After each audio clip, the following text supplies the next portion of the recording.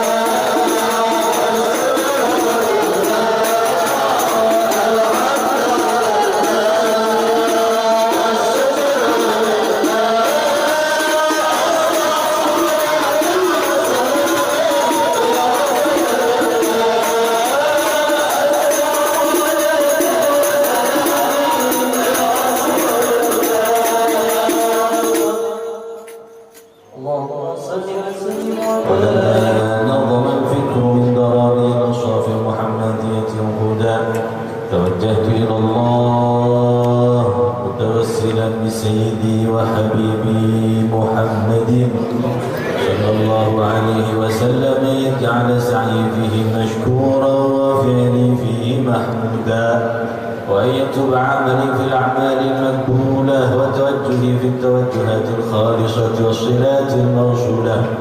اللهم يا من إليه تتوجه الآمال فتعود ظافرة وعلى باب عزته تحت الرحال فتنشاها منه الفيوضات الغامرة. نتوجه إليك بأشرف الوسائل لديك سيد المرسلين عبدك الصادق الأمين سيدنا محمد الذي عمت رسالة العالمين أن تصلي وتسلم على تلك الذات الكاملة مستودع أمانتك وحفيظ سرك وحامل راية دعوتك الشاملة النبي الأكبر المحبوب لك المخصص بالشرف الأفخر في كل موطن من مواطن القلوب ومظهر قاصد امدادك في عبادك وساكي كوز إرشادك لأهل بدادك سيدي الكونين وأشرف الثقلين العبد المحبوب الخالص المخصوص منك بأجل الخصائص. اللهم صل وسلم عليه وعلى آله وأصحابه وأهل حضرة اقترابه من أحبابه. اللهم إنا نقدم إليك جاه هذا النبي الكريم ونتوسل إليك بشرف مقامه العظيم أن تلاحظنا في حركاتنا وسكناتنا بعين عنايتك وأن تحفظنا في جميع أطوارنا وتقلباتنا بجميل رعايتك وحصين وقايتك وأن تبلغنا من شرف القرب إليك وإلى هذا الحبيب غاية أملنا وأن تتقبل منا ما تحركنا فيه من نياتنا وأعمالنا وتجعلنا في حضرة هذا الحبيب من الحاضرين وفي طريق اتباعه من السالكين ولحقك وحقه من المؤدين ولعهدك من الحافظين. اللهم إنا لنا طمعا في رحمتك الخاصة فلا تحرمنا وذنونا جميلة هي وسيلتنا إليك فلا تخيبنا. آمنا بك وبرسولك وما جاء به من الدين وتوجهنا به إليك مستشفين أن تقابل المذنب منا بالغفران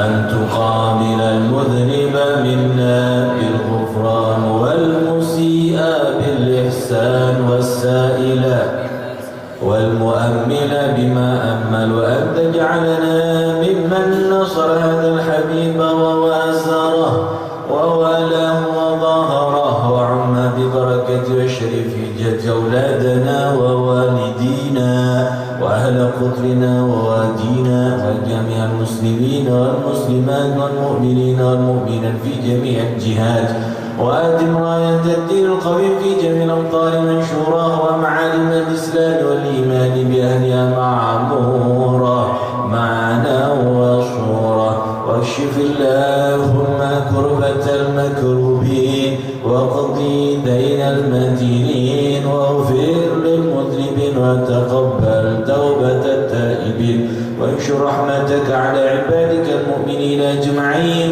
واكفي شر المعتدين والظالمين وابسط العدل في ولاة الحق في جميع النواحي والأقطار وأيدهم بتأييد من عندك نصر على المعاندين من المنافقين والكفار واجعلنا يا رب في الحصن الحصين من جميع البلايا وفي الحصن المكين من الذنوب والخطايا وأدمنا في العمل بطاعتك وصدق في خدمتك خائنين وإذا توفيتنا فتوفنا مسلمين مؤمنين واختم لنا منك بخير أجمعين.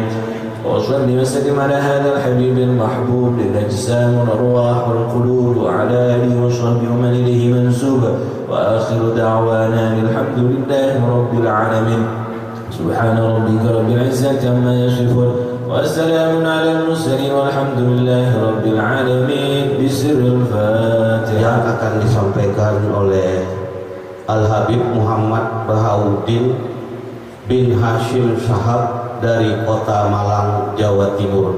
Kepada beliau waktu dipersilakan. Allahumma sholli ala Muhammad. Sallu ala Nabi Muhammad.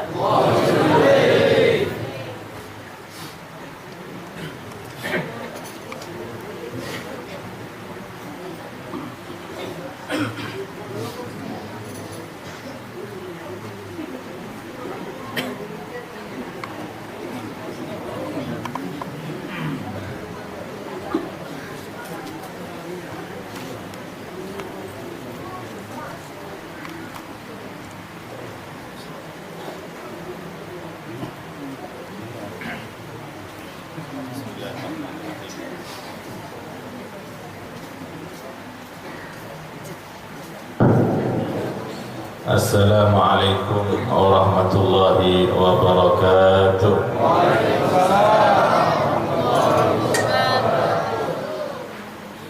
Alhamdulillah. Alhamdulillah ala ifdalih wa nashkuruhu ala jami'i in'amih. فنصلي ونسلم على سيدنا محمد سيد أنبيائه وعلى آله وصحبه خير أمته. أما بعد. حضرة الموقرين, para tokoh-tokoh agama, para tuan-tuan guru, para ustadz, utamanya akhina fillah al-ustadz Rusman Syah,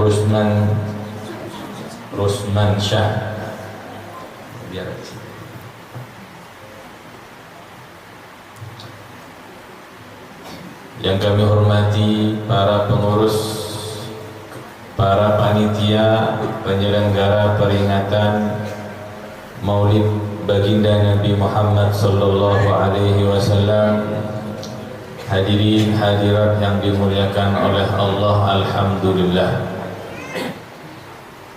Kita bersyukur kepada Allah Subhanahu wa taala, kita dikumpulkan bersama di malam hari ini dalam keadaan bahagia. Malam ini kita bahagia apa tidak? Kita berangkat bahagia, insya Allah pulang bahagia. Mudah-mudahan bahagia dunia, bahagia akhirat. Bahagia dunia dengan Allah berikan panjang umur barokah. Bahagia dengan rezeki melimpah ruah barokah. Bahagia dengan istri solehah, anak soleh-solehah, amin. Bahagia dunia dengan segala urusan mudah. Bahagia dunia, hajat kabul, mati husnul khatimah, amin ya rabbal alamin. Bahagia di akhirat, hisab mudah atau bahkan tanpa hisab, masuk surga bersama Nabi Muhammad sallallahu alaihi wa alihi wa sahbihi wasallam. Hadirin hadirat yang dimuliakan oleh Allah, tentu kita semua hadir di tempat ini selain meyakini bahwa di tempat di mana dibacakan Al-Quran, dibacakan maulid, dibacakan sholawat, dibacakan apapun yang mengingatkan kita kepada Allah, maka tempat tersebut turun maghfirah dari Allah, turun barokah minallah, turun malaikatur rahmah menyeliputi kita semua. Bahkan mungkin lebih banyak malaikat yang hadir dibandingkan manusianya. Mereka semuanya tusabbihul malaikatu bitasbihihim mereka hadir di tempat yang seperti ini, mereka mengucapkan tasbih. Tasbihnya malaikat itu adalah permohonan ampun kepada Allah untuk orang yang hadir di tempat ini. Tidak hanya Allah turunkan rahmat, barokah, maghfirah, ternyata malaikat pun memintakan ampun kepada Allah untuk orang yang hadir di tempat ini. Maka beruntung, sungguh beruntung kita dipilih oleh Allah di malam hari ini, mudah duduk berkumpul bersama. Lidah ini menyebut nama Allah, lidah ini menyebutkan nama agung Nabi Muhammad. Lidah ini mudah untuk bersolawat kepada Nabi Muhammad sallallahu alaihi wasallam. Maka harapan besar kita kepada Allah, sebagaimana malam hari ini lidah ini dimudahkan untuk menyebut nama Allah, sebagaimana lidah ini malam hari ini dimudahkan untuk menyebut nama agung Allah, nama agung Nabi Muhammad dengan qasidah, pujian, salawat yang kita kumandangkan untuk beliau Nabi Muhammad. Allah mudahkan kita nanti ketika sakaratul maut. Amin ya rabbal alamin.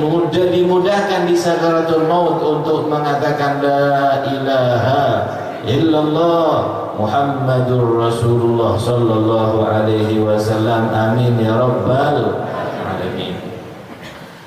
Hadirin, selain yang kita yakini maghfirah, rahmat, doa-doa dikabulkan oleh Allah, kebaikan-kebaikan kita dapatkan, ilmu manfaat insyaallah didapatkan, kita juga meyakini di tempat yang seperti ini turun barokah. Yakin apa enggak? Yang yakin dapat barokah insyaallah. Yang enggak yakin enggak dapat. Al-madad ala qadril masyhad. Orang itu akan mendapatkan sesuai dengan apa yang ia yakini. Kalau yakin dapat, yakin nggak ada barokah? Yakin ya? Mudah-mudahan semuanya mubarakin, diberkahi oleh Allah. Amin ya rabbal alamin. Hadirin, hidup barokah itu penting.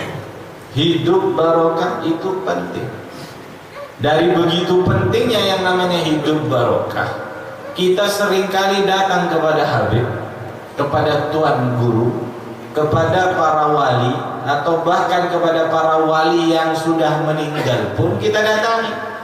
Di antaranya adalah ingin mengharapkan barokah. Minta selalu kepada Allah melalui mereka-mereka untuk diberikan hidup barokah. Saya tanya, pian tahulah apa artinya barokah? Hah? Cil. Naik sopo itu.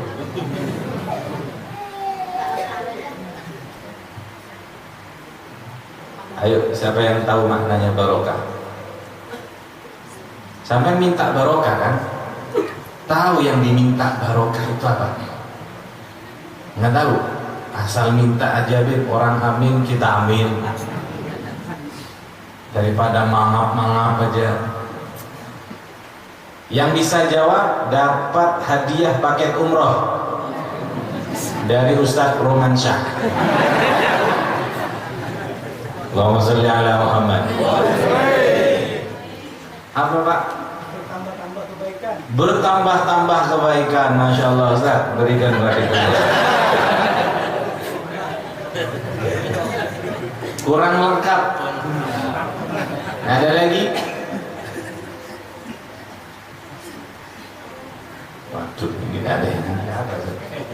Ditambah lagi hadiahnya.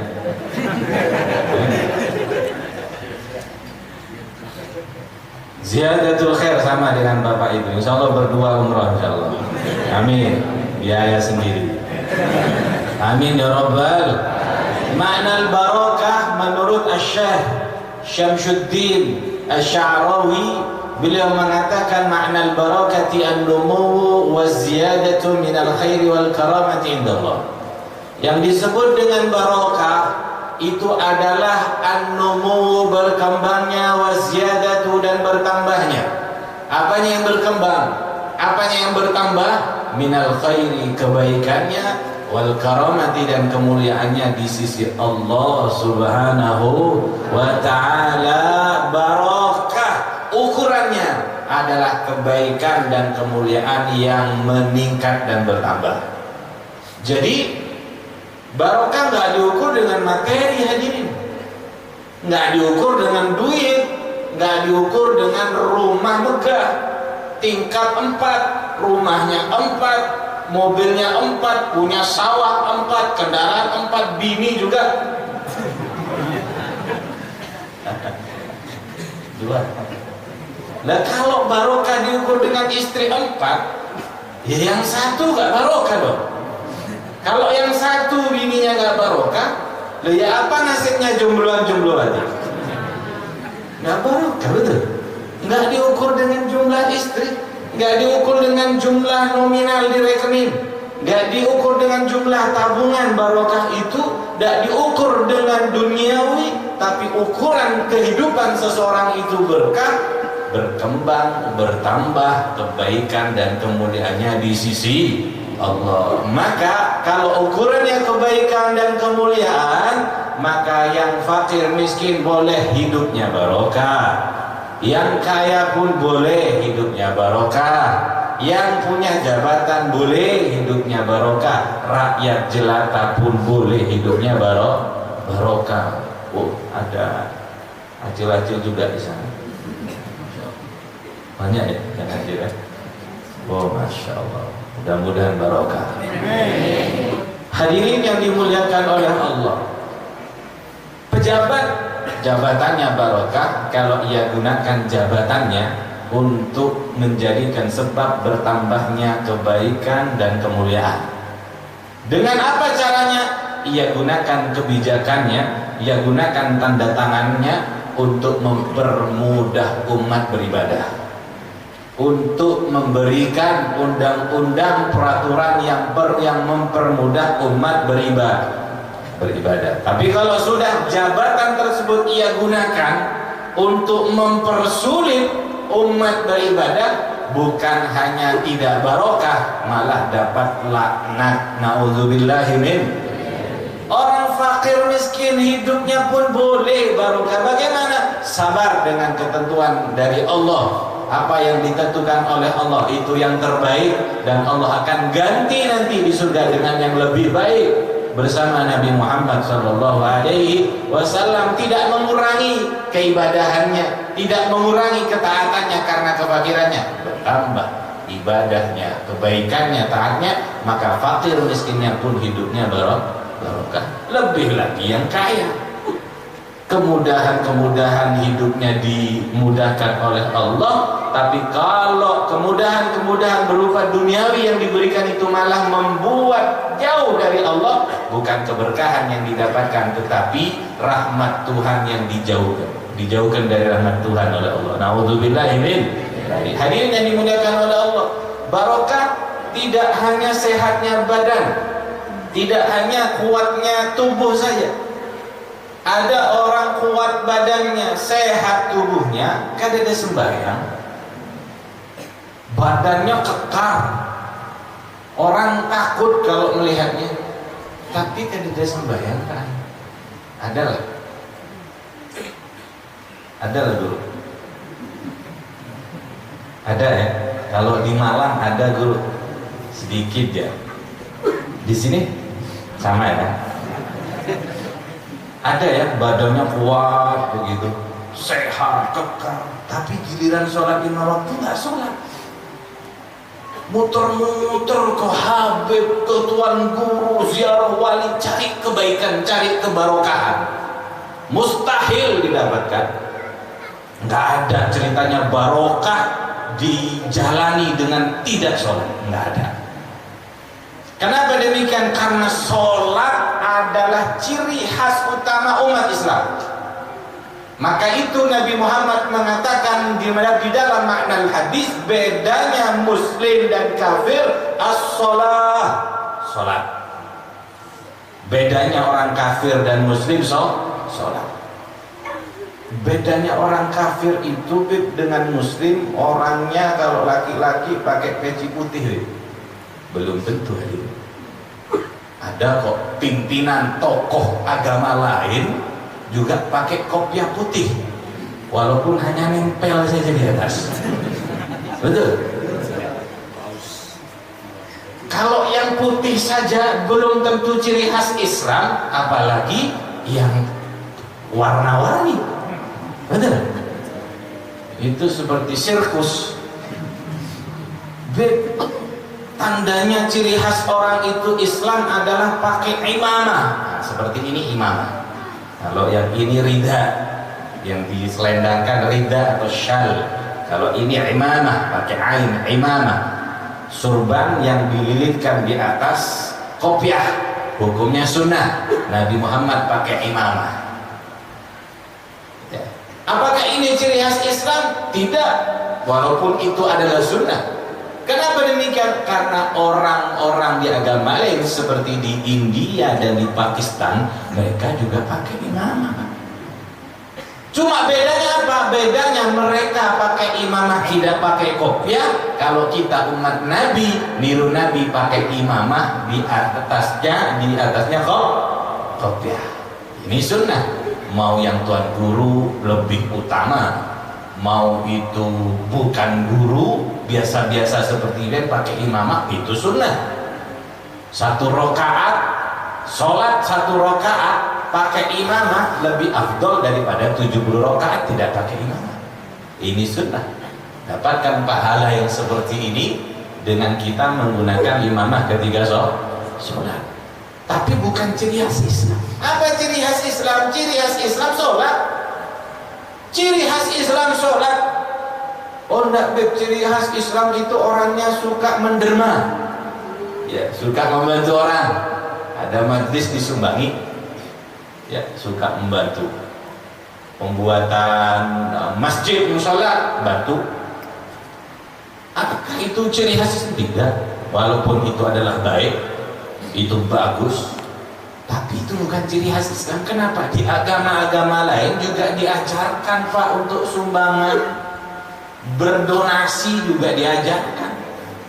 Yang punya pesantrennya mereka juga ada, Pak. Al-Gereja ada, tapi bukan ciri khas. Ciri khas Islam adalah sholat. Makanya ketika ada orang datang kepada Nabi ingin masuk Islam tapi tidak mau sholat, Nabi tidak terima.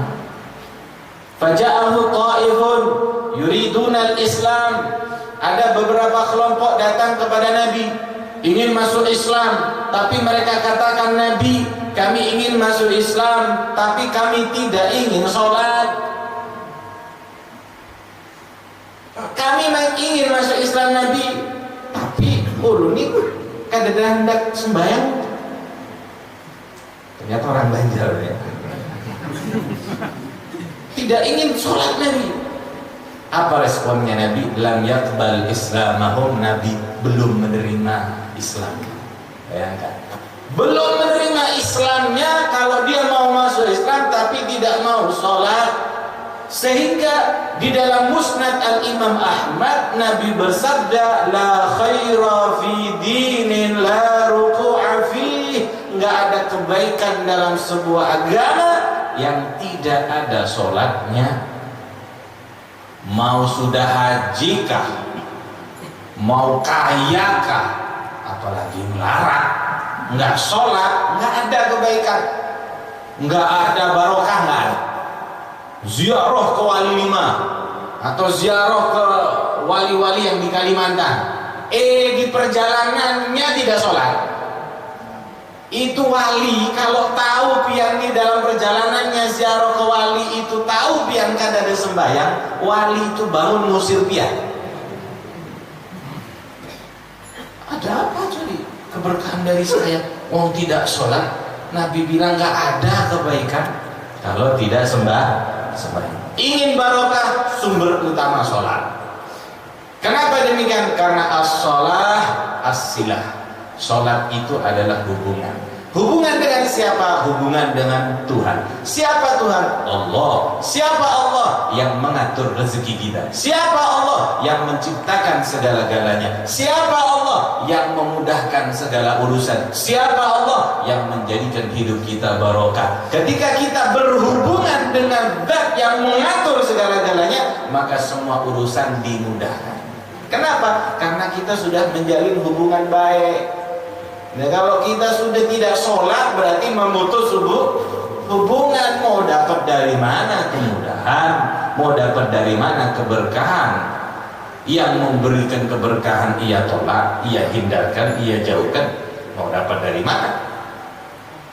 Apalagi hadirin yang di sholat ini, orang kalau sholatnya baik maka seluruh urusannya menjadi baik. Penting di dalam ilmu tasawuf, orang yang tidak sholat itu disebut sholat itu bimanzilati ra's fil jasad.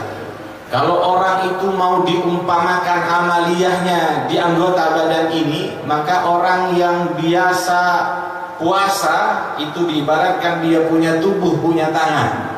Kalau orang itu dia berzakat, infak, sedekah dan yang lainnya, dia punya tubuh, punya tangan, punya kaki. Dia baik sama orang, puasa juga iya, zakat iya, sedekah iya, nyumbang juga iya, tapi nggak sholat, maka dia ibaratnya tubuh punya tangan, punya kaki, nggak punya kepala. Apa ngarannya tuh? Mayat hidup, hantu. Banyak di sini hantu. Hantu yang seperti ini nggak boleh dibacakan ayat kursi karena dia hafal. Jangan dibacakan talqin, dia hafal, Pak. Bagaimana cara sembuhnya biar kepala itu muncul dan hidup kembali? Bawa ke Ustadz Rumansyah, biar diajari ilmu, biar sholat ada ilmunya, diajari cara ilmunya sholat. Dijaga sholatnya maka hidupnya barokah. Hadirin, sholat di dalam kacamata fikih, itu sholat ya, ada syarat sah sholat, ada syarat wajib. Syarat sah sholat itu ada syarat-syarat yang menentukan sholatnya sah atau tidak sah. Contoh, sholat harus menghadap kiblat. Sholat tidak menghadap kiblat tidak sah. Sholat harus tutup aurat. Sholat ketika sholat terbuka auratnya tidak sah. Sholat harus tempatnya suci, pakaiannya juga suci. Tempatnya najis atau bajunya yang najis, sholatnya tidak sah. Dan syarat-syarat sah yang lainnya yang banyak sekali disebutkan di kitab-kitab fikih. Ini syarat sah. Ada yang disebut dengan syarat wajib. Beda syarat sah dan syarat wajib. Apa syarat wajib? Syarat wajib itu adalah syarat-syarat seseorang dikenakan hukum wajib sholat. Pian ini dihukumi wajib sholat atau tidak? Bagaimana tahu Anda dihukumi wajib sholat? Dengan 6 syarat. Jika 6 syarat ini ada pada diri kita, pada diri seseorang, maka orang tersebut dihukumi wajib sholat. Kalau tidak sholat, neraka. Yang tidak terpenuhi 6 syarat ini nggak wajib sholat. Apa yang 6 ini? Pertama, al-islamu. Syaratnya harus wajib Islam. Yang tidak Islam tidak dituntut sholat, sekalipun nanti di akhirat disiksa karena tidak sholat. Harus Islam. Harus Islam. Makanya kita tidak didapati ini masjid apa? Di musola ada orang kafir masuk ke musola sholat ada? Enggak ada, karena dia kafir. Orang Islam lah yang harus sholat. Syarat wajib yang pertama harus sholat. Yang kedua wal bulugh, baligh. Baligh itu dari laki dan perempuan dimulai umur 9 tahun ke atas. Kalau dia sudah mimpi basah, tahulah mimpi basah. Tahu mimpi basah? Pian tidur nanti mimpi hujan-hujan. Mimpi basah, mimpi berhubungan intim suami istri, maka dihukumi baligh. dimulai dengan umur 9 tahun. 9 tahun ke atas kalau sudah mimpi basah maka dihukumi atau umur 9 tahun laki perempuan keluar mani maka hukumnya balik, baik keluar maninya tersebut disengaja atau tidak sengaja, baik dengan mimpi atau tidak mimpi. Kalau sudah keluar maninya mulai dari umur 9 tahun maka hukumnya balik. Yang perempuan umur dari 9 tahun ke atas keluar darah haid maka dihukumi balik. Umur 9 tahun, 10 tahun, 11 tahun, 11 tahun, 13 tahun, 14 tahun belum juga mimpi basah, belum juga keluar darah haidnya bagi perempuan, belum juga laki perempuan tersebut belum juga keluar mani, maka hukum balignya lengkap sempurna 15 tahun. Kalau sudah umur 15 tahun walaupun belum keluar mani, walaupun belum keluar darah haidnya, belum mimpi basah juga, kalau sudah lewat 15 tahun hukumnya balik. Understand? Paham ya? Sudah lengkap 15 tahun balik. Jangan kemudian ibu-ibu mengatakan, cewek-cewek mengatakan disuruh sholat nggak mau. Kenapa? Belum keluar darah haid. Kenapa? Padahal umurnya 16 tahun. Walaupun belum keluar, kalau sudah 15 tahun balik wajib sholat. Kalau tidak wajib sholat nggak barokah. Betul? Paham ya? Yang kedua. Yang ketiga, an-naqa'u minal haidi wan nifas. Khusus wanita bersih suci dari haid dan nifas. Kalau wanita tersebut sedang haid dan nifas maka sholatnya libur, dispensasi libur. Nanti kalau sudah bersih nifas, bersih dari haidnya, nggak perlu diqadha sholatnya. Tapi kalau puasa Ramadannya, maka wanita tersebut ketika haid dan nifas bulan Ramadan siang hari tidak boleh puasa, haram puasanya. Tapi nanti setelah selesai haid dan nifasnya, selesai Ramadan, qadai puasanya. Bedanya sholat dan puasa untuk wanita yang sedang haid dan nifas. Jangan kemudian ibu-ibu merasa kuat dan istiqomah. Beb, saya ini istiqomah 5 waktu beb dilanggar berjamaah sama Ustaz Rusman Syah. Walaupun haid saya tetap datang. Bungul itu orang ini. Betul? Allahumma sholli ala Muhammad. Yang keberapa? Yang ketiga. Yang keempat, bulughud dakwah, sampainya ajaran Islam di tempat tersebut. Ini namanya bati-bati ya. Ajaran Islam saya yakin sudah sampai di sini. Buktinya apa? Ada majelis. Apa buktinya? Ada musola, ada pondok, ada tuan-tuan guru yang menyebarkan, ada sholat Jumat yang khutbah dibacakan. Maka di daerah tersebut yang Islam balik, maka dan ajaran Islam sudah sampai di daerah tersebut, maka semua hukumnya wajib sholat. Tidak ada alasan mengatakan saya tidak tahu tentang sholat. Salahnya sendiri jadi orang bungul. Kenapa nggak hadir majelis taklim? Dulu ketika kecil sudah nggak mondok, besar ada majelis taklim di sekitarnya, malah nggak hadir majelis taklim, bungul sendiri.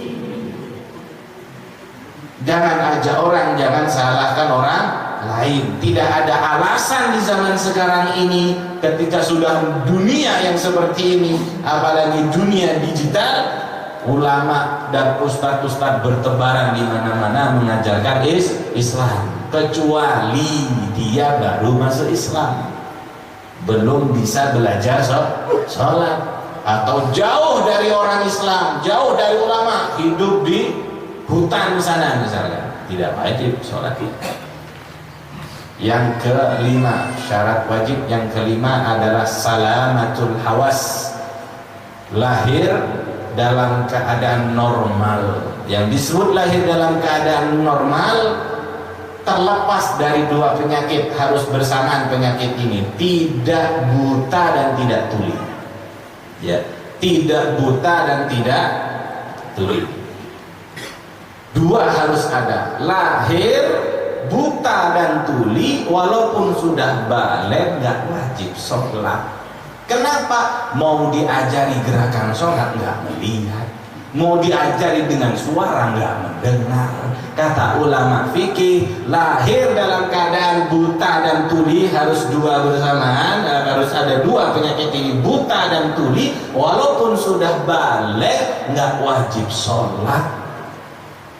Dia lahir normal, Beb. Ketika umur 9 tahun atau 11 tahun kena penyakit, akhirnya buta dan tuli, sebelum balik buta dan tuli, sampai balik tetap dalam keadaan demikian. Bagaimana hukumnya? Tidak wajib sholat. Paham? Syarat yang keenam. Kalau kita semuanya kan lahir normal nih, normal kan ya, bisa melihat kan, bisa melihat orang itu ruku sujud, bisa kan, mendengar bacaan Al-Quran, doa-doa sholat, ya kan? Maka nggak ada alasan untuk kadada sembah.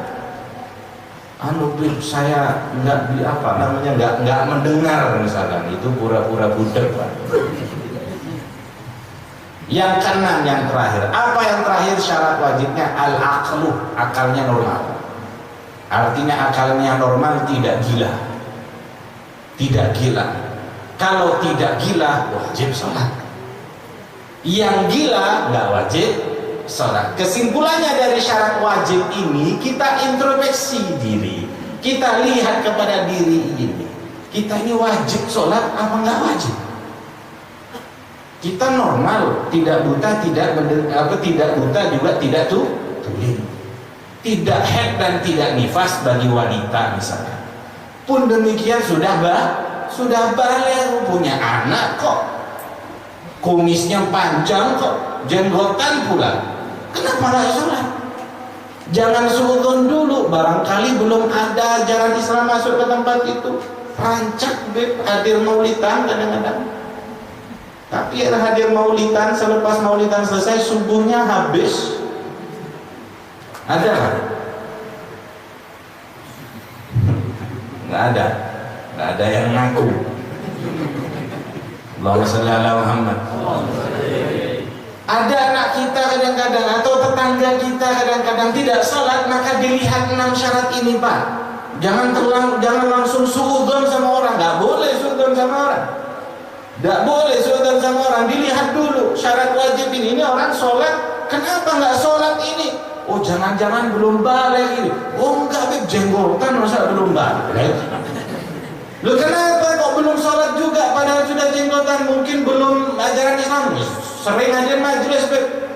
Loh, terus kenapa kok belum sholat juga? Mungkin lagi haid dan nifas, laki-laki, Beb. Sal. Kenapa, Beb, kenapa dia kok belum sholat juga, nggak mau sholat? Kenapa? Mungkin belum tidak buta atau tadi tuling gabir normal.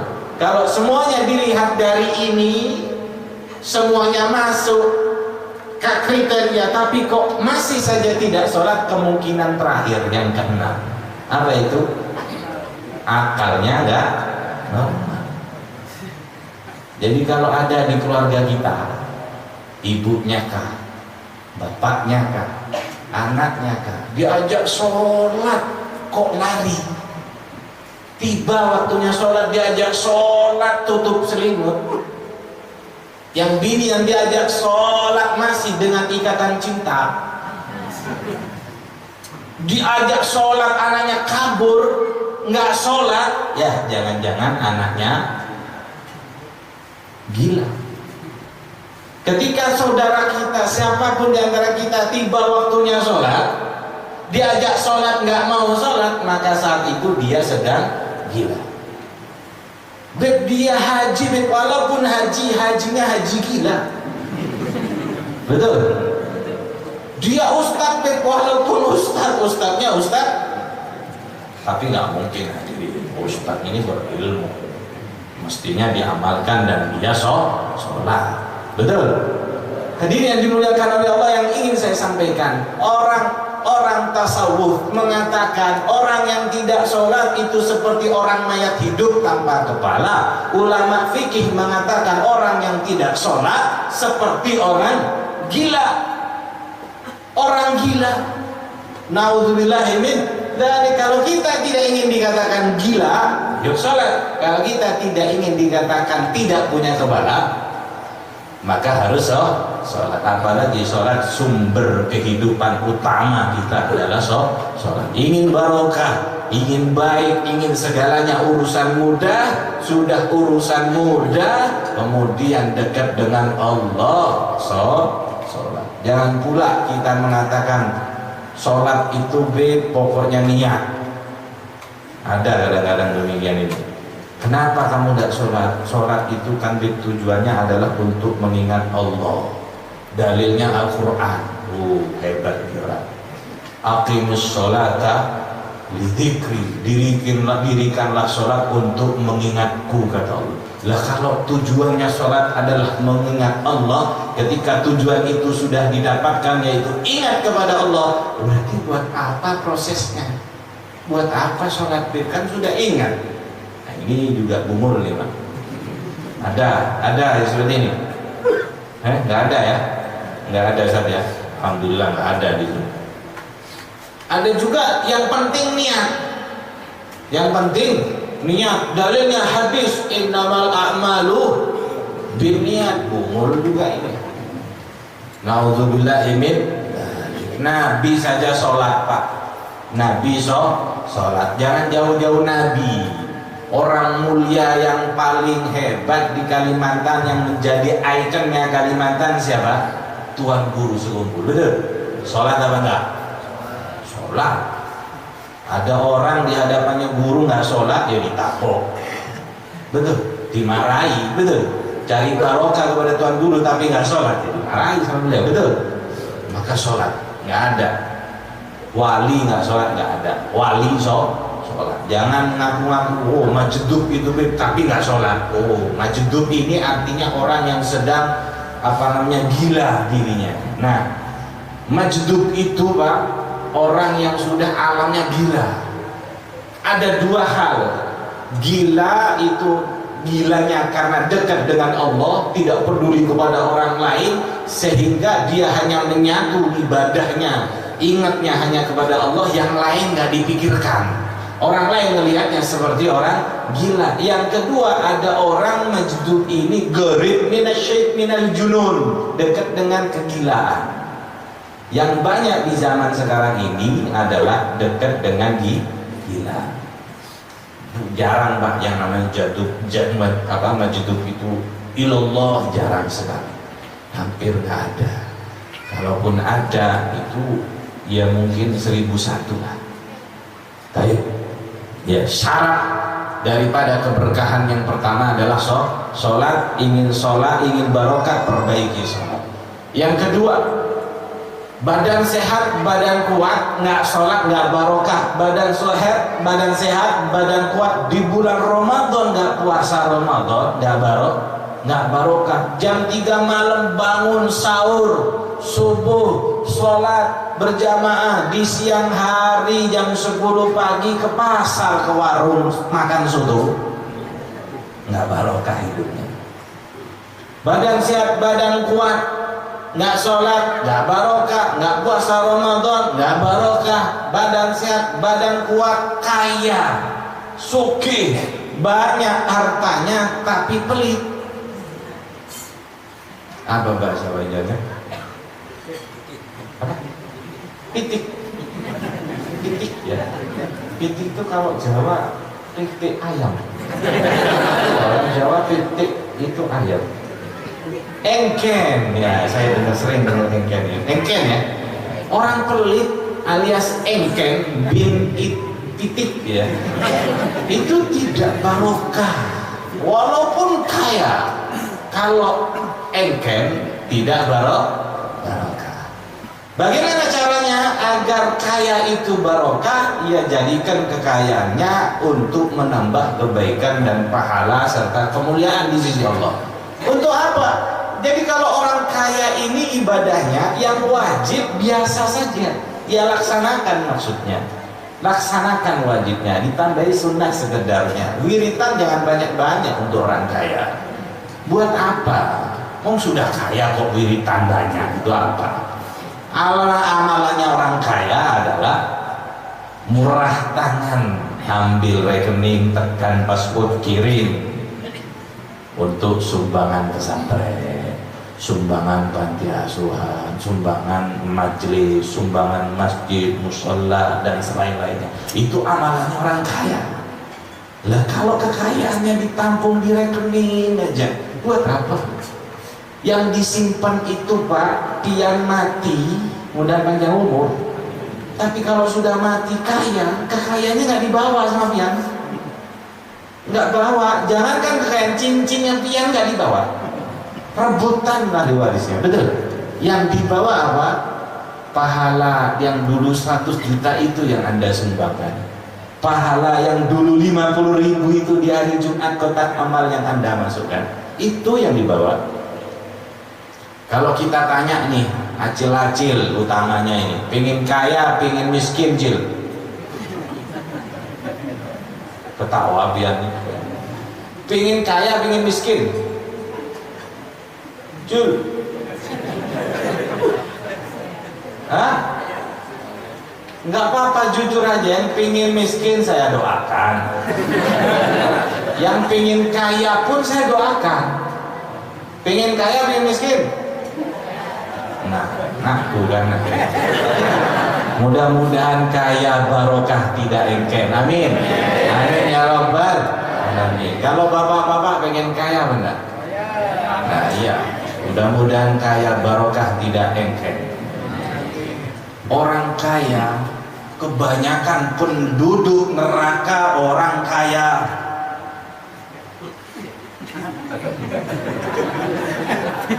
Masih pengen kaya? Masih pengen kaya? Orang kaya itu nanti dihisap-hisapnya 500 tahun. Orang fakir melarat hisapnya sebentar. Bahauddin misalkan dihisap sama Allah. Bahauddin, rumah dapat dari mana? Ya Allah, rumah ngontrak wahai Allah. Mobil dapat dari mana? Dipinjemi Haji Sapi tadi ya. Ini dapat dari mana? Nggak punya ya Allah, sudah masuk surga. Oh, saya sudah masuk di surga Pak. Amin, Allahumma. Masuk surga enak dengan dikelilingi bidadarinya, dikelilingi dengan pelayan-pelayannya, dikelilingi dengan istri-istri yang cantik, dihidangkan dengan buah-buah surga, menjadi raja di istananya. Satu buah yang dimakan di surga, gigitan pertama itu enak luar biasa, gigitan kedua lebih enak dari yang pertama, gigitan ketiga terus berubah lezatnya di surga. Allahumma sholli ala Muhammad. Ini sudah 500 tahun enak di surga. Nih 500 tahun orang bati-bati yang kaya, yang pengen kaya itu dihisap Pak 500 tahun. Taulah biar dihisap itu kita sedang berada di hadapan Allah. Di saat itu semua tidak disamarkan oleh Allah. Yang kita sembunyikan di dunia Allah tahu di saat itu. Mulut ini mungkin akan berdusta. Ya Allah, saya dapat 100 miliar itu dari usaha halal, padahal hasil korupsi. Allah Maha tahu. Dan tidak ada yang di hadapan Allah di saat itu tersenyum, tidak ada. Semuanya gemetaran dan ketakutan. Bayangkan gemetaran ketakutan di hadapan Allah 500 tahun. Masih ingin 500 tahun gemetar ketakutan, masih pengen kaya dia. Halo? Nggak berhasil. Baik. Saya tawarkan miskin. Orang yang miskin, fakir miskin, potensi besar untuk masuk surga. Karena kebanyakan penduduk surga adalah fuqara wal masakin. Orang kaya potensinya kecil untuk masuk surga, Pak. Kenapa? Rata-rata penduduk neraka itu wanita dan orang-orang kaya. Fakir miskin potensi besar untuk masuk surga. Pilih mana? Miskin apa kaya?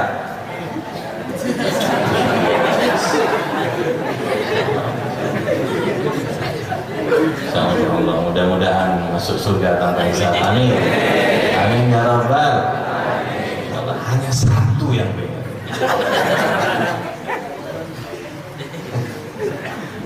Masih pengen kaya ya selain orang ini ya. Potensi besar loh ini untuk masuk surga. Fakir pengen kaya pengen miskin. Aduh susah ini deh. Hidup melarat di dunia susah, apalagi nantinya banyak utang dan sebagainya. Betul? Baik, saya tawarkan satu lagi.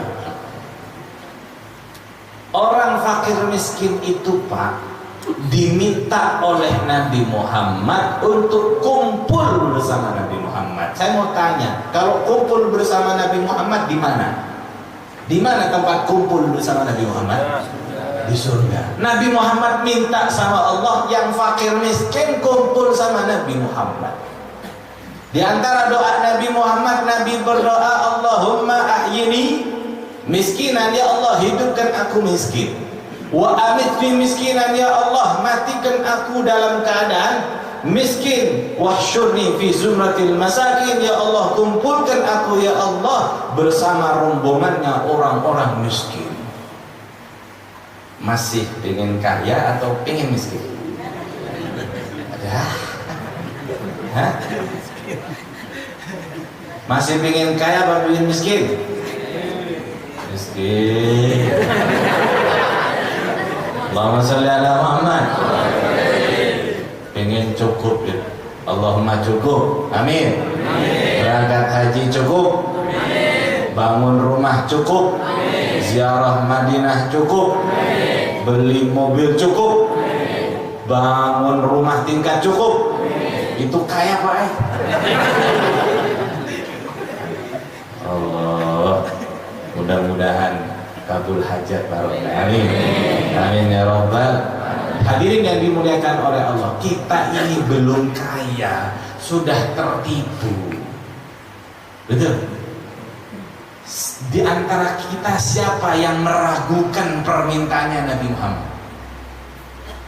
Siapa di antara kita yang meragukan doanya Nabi Muhammad tidak dikabulkan? Sementara Allah mengatakan wala sawfa yu'tika rabbuka fatardha, Allah akan memberikan segalanya sampai Nabi Muhammad ridha dan puas. Ada yang meragukan di antara kita bahwa Nabi Muhammad kalau doa tidak dikabulkan oleh Allah? Sementara kita yakin, seyakin-yakinnya bahwa Allah pasti mengabulkan permohonan dan permintaan Nabi Muhammad. Betul? Sementara Nabi Muhammad minta sama Allah, ya Allah yang miskin-miskin kumpul bersamamu. Sementara kita hanya mengingat doa yang awal dan yang kedua. Mati miskin, hidup miskin. Kita ini belum kaya sudah lupa dengan Nabi. Kita belum kaya sudah lupa dengan kehidupan Nabi. Nabi minta yang miskin-miskin hidup bersamanya, kita masih saja repot dan tidak mau berdoa, ya Allah ahyini miskinan wa amitni miskinan wasyurni fi zumratil masakin. Kita masih berat khawatir untuk dihidupkan miskin. Padahal kalau dihidupkan miskin, dikumpulkan bersama orang-orang miskin bersama Nabi Muhammad. Kita ini minta sama Allah banyak dosa, ya Allah kabul hajat, ya Allah dikabulkan. Harus optimis, harus dikabulkan oleh Allah, tapi ditunda lama. bisa jadi nggak diterima oleh Allah. Kenapa? Banyak dosa. Ya Allah, kumpul sama Nabi Muhammad, ya Allah, keluar dari majelis nyacat orang, betul, membuka aib orang, memfitnah orang, keluar dari majelis mengambil haknya orang, suudzon, ngata-ngatain ulama dan habaib, naudzubillah min dzalik, pengen doanya diijabah oleh Allah. Sementara Nabi Muhammad tidak diragukan, bahkan dipastikan doanya Nabi Muhammad diterima oleh Allah. Nabi Muhammad minta, ya Allah, yang miskin-miskin orang batik-batik kumpul sama Nabi Muhammad. Telat Pak, saya nggak mau tadi. Betul. Sekarang promo terakhir, pengen kaya pengen miskin. Sedikit aja, yang mau sedikit, ya Allah, mudah-mudahan kaya barokah, kayanya seperti Sayyidina Abu Bakar As-Siddiq, kayanya seperti Abdurrahman bin Auf, kayanya seperti Sayyidina Utsman bin Affan, kekayaannya untuk perjuangan Islam. Sanggup? Jangan amin-amin tok, giliran dimintai sumbangan cari uang yang paling rendah nominalnya. Cari barokah dari mana? Pingin barokah itu pancingannya sesuai pancingannya Pak. Kalau pian pingin barokahnya besar, pancingannya harus besar. Pingin pancingannya melimpah, kotak amal yang datang 2.000. Dari mana? Ya dapatnya sedikit. Pancingan besar maka dapat besar. Baik. Kaya barokah, maka caranya adalah ia gunakan kekayaannya untuk menambahkan pahala, kebaikan, taat dan kemuliaan di sisi Allah Subhanahu wa taala. Ia gunakan kekayaannya untuk mempermudah orang lain beribadah, untuk membantu orang lain yang sedang memerlukan, fakir miskin, panti asuhan, janda-janda atau pesantren, majlis yang lainnya yang sedang memerlukan dibantu. Maka bantuan tersebut dari harta Anda itu nilainya barokah di dunia, barokah di akhirat, menjadi pahala yang nikmat nantinya. Amin Allahumma amin. Berarti yang miskin-miskin pasti berkumpul Nabi Muhammad, pasti berkumpul dengan Nabi Muhammad. Yang melarat pasti kumpul dengan Nabi Muhammad. Di mana? Di surga. Pasti, pasti. Tapi miskin melarat yang sholat. Betul? Miskin melarat maunjun aja kerjanya kan ada sembahyang. Betul? Ya enggak. Udah miskin melarat hidup susah, sabun ayam. Miskin melarat masih saja judi. Miskin melarat malah tambah maksiat. Katanya Habib, miskin melarat kumpul sama Nabi, mungul dia kada sembahyang. Betul? Miskin melarat pasti kumpul sama Nabi Muhammad yang sholatnya dijaga, yang sabarnya, yang tabahnya, istiqomah dalam beragama taat kepada Allah Subhanahu wa ta'ala. Hadirin yang dimuliakan oleh Allah. Jadi intinya hidup barokah itu ia di samping sehat badan, kuat tubuhnya, ia gunakan kekuatan badannya, kesehatan tubuhnya itu untuk taat kepada Allah, untuk sujud kepada Allah, untuk berbuat baik kepada Allah, berbuat baik kepada manusia di sekitarnya. Yang suami tidak semena-mena kepada istrinya, yang istri berbakti patuh taat kepada suaminya, yang anak-anak berbakti kepada orang tuanya, berbuat baik kepada sekelilingnya, tetangganya atau kepada orang lain, berakhlakul karimah, beretika yang baik, melakukan amal-amal soleh sembari membersihkan hati dari penyakit-penyakit hati, tidak ingin dipuji oleh orang lain, tidak sombong, tidak bangga diri dengan amalnya, tidak merasa dia punya amal, membersihkan dari penyakit-penyakit hati yang lainnya, kemudian mati dalam keadaan husnul khotimah. Ini baru hakikat hidup barokah. Hadirin yang dimuliakan oleh Allah, saya tutup ceramah ini dengan satu cerita. Cerita ini terjadi di kota Hadramut, nyata pernah terjadi di kota Hadramut, dan cerita ini ditulis di dalam kitab Majmu' Kalamil Habib Alawi bin Abdullah bin Idrus bin Syihab. Di dalam kitab tersebut disebutkan ada wanita solihah yang meninggal dalam keadaan tersenyum.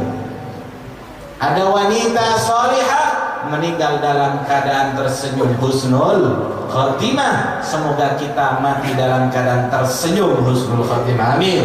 Amin ya rabbal alamin. Bagaimana ceritanya? Wanita solihah yang mati dalam keadaan tersenyum ini, ketika ia akan dimandikan oleh wanita-wanita di sekitarnya, ada satu wanita mendekatkan mulutnya ke telinga jenazah wanita yang tersenyum itu, seraya bertanya, "Ya fulana, limada tamutina mutabassimatan?" Wahai wanita yang saat ini kau indah dengan senyummu, mati husnul khatimah, apa yang membuatmu mati dalam keadaan tersenyum? Dimandikan, dikafankan, disolatkan dan dikuburkan.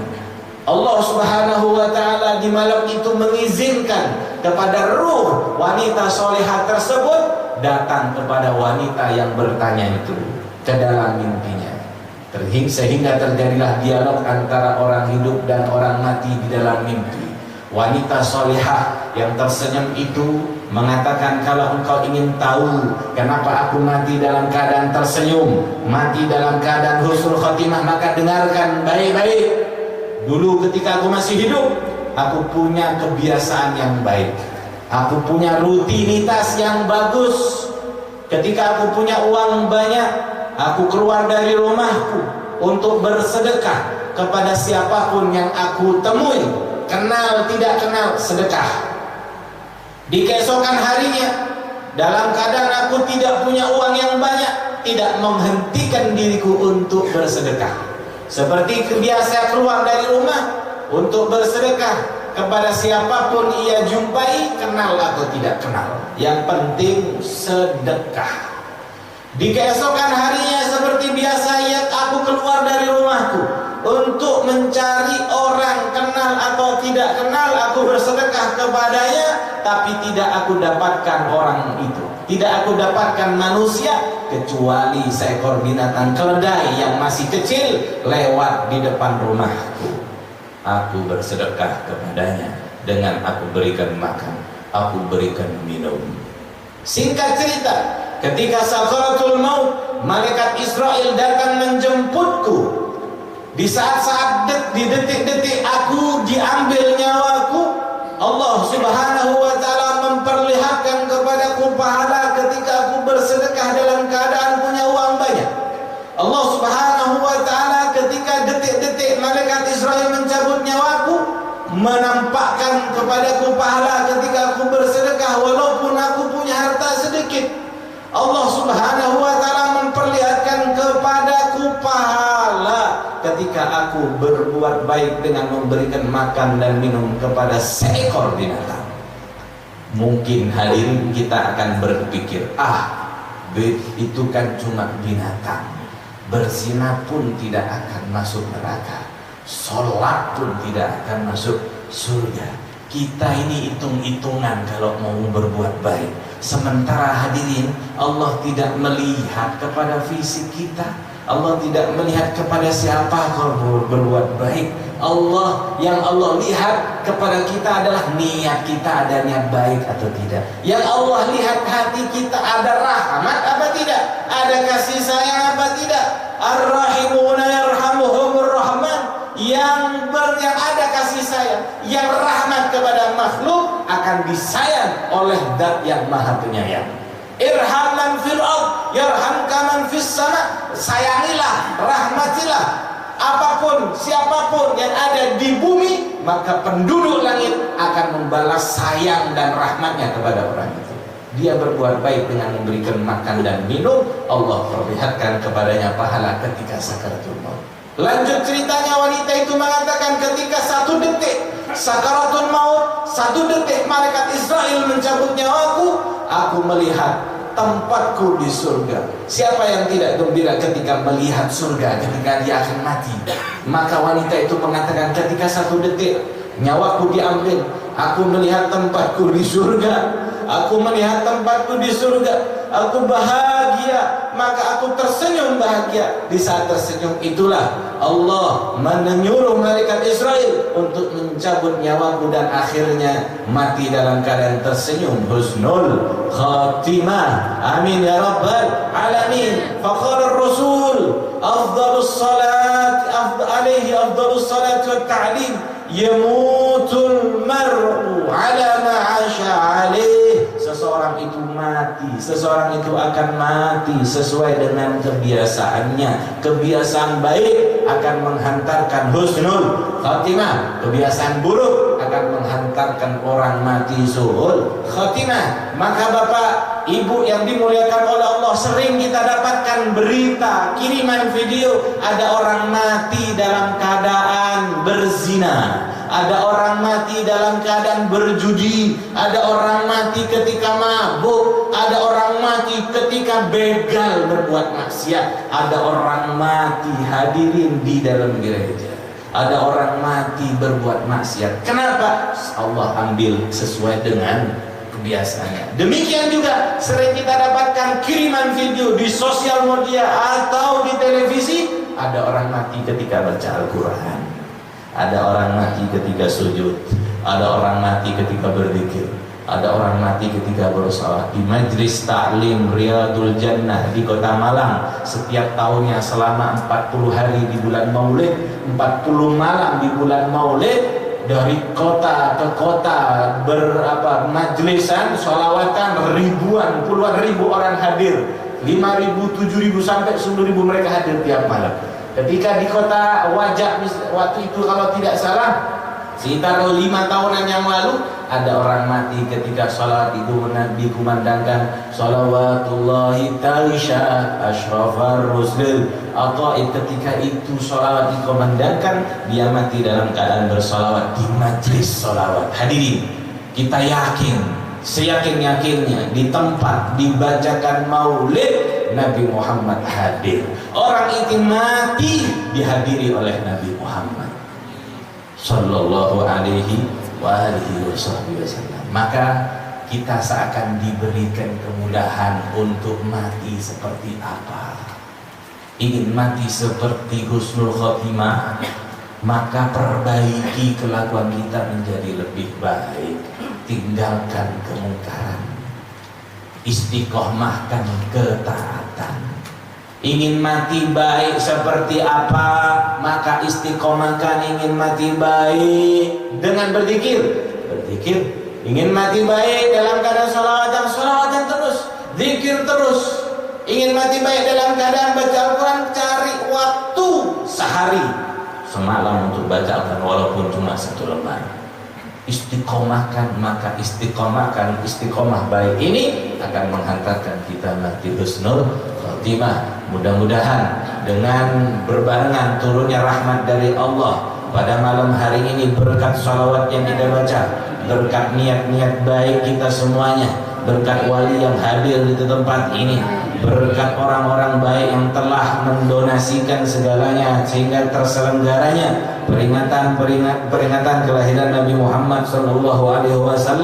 Allah rubah diri kita menjadi diri yang lebih baik, menjadi pribadi yang lebih sempurna lagi, dengan akhlaknya, dengan ketaatannya, dengan sholat 5 waktunya lebih dijaga dan disempurnakan lagi. Mudah-mudahan Allah Subhanahu wa ta'ala merubah zahir dan batin kita menjadi yang lebih baik lagi di sisi Allah Subhanahu wa ta'ala. Amin ya rabbal alamin. Ya Allah, panjangkan umur kami ya Allah, sehatkan badan kami ya Allah, hindarkan dari kami malapetaka, penyakit, mara bahaya dan musibah ya Allah. Ya Allah, jadikan istri dan anak-anak kami, santri kami, jamaah kami, tetangga kami, muslimin muslimat semuanya ya Allah, min ahlil ilm wa ahlil khair wa ahlil amal wa ahlil salah wa ahlil ta'ah wa ahlil Quran wa ahlil bari dan walidain ya Allah. jadikanlah kami, anak-anak kami, turunan kami, anak-anak yang berbakti kepada orang tuanya, berbakti kepada gurunya, berbakti kepada kakaknya, berbakti kepada orang tuanya. Ya Allah, ya Rabbal Alamin. Ya Allah, jadikan kami ini ya Allah